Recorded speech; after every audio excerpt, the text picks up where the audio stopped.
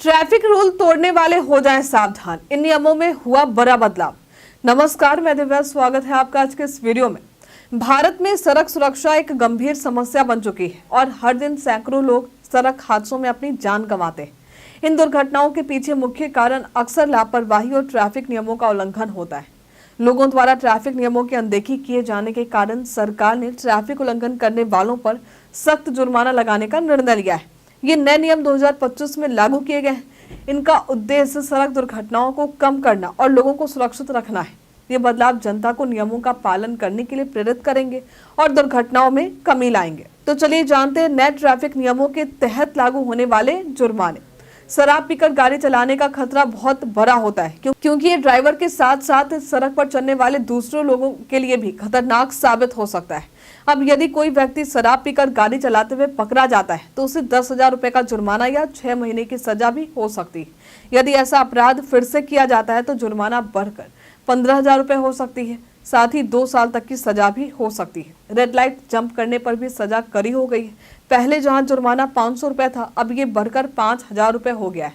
Over speeding यानी तेज गति से गाड़ी चलाना और ओवरलोडिंग यानी ज्यादा वजन लोड करके चलना, इससे भी होने वाली दुर्घटनाओं को रोकने के लिए नए नियम लागू किए गए। गाड़ी तेज गति से चलाने पर 5,000 रुपए का जुर्माना होगा। वहीं वाणिज्यिक वाहनों में अतिरिक्त लोड करने पर 20,000 रुपए तक का जुर्माना लगाया जा सकता है। ये कदम सड़क सुरक्षा सुनिश्चित करने और ओवरलोडिंग से होने वाली दुर्घटनाओं को रोकने के लिए उठाया गया है।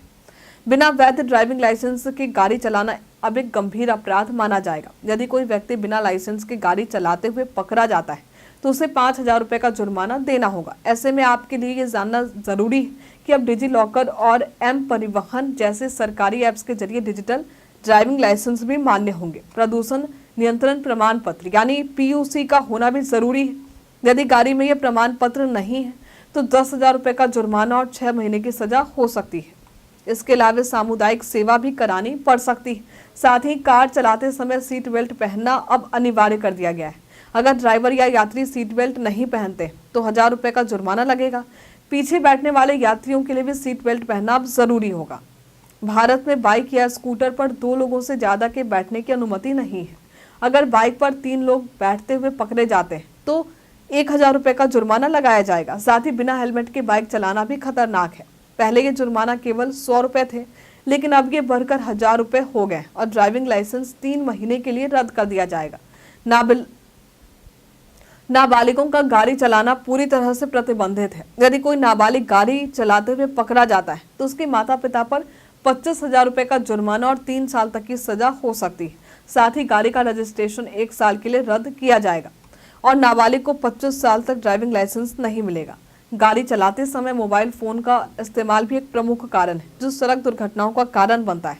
अब इस पर 5,000 रुपए तक का जुर्माना लगाया जाएगा। इस नए नियम का उद्देश्य सड़क पर ध्यान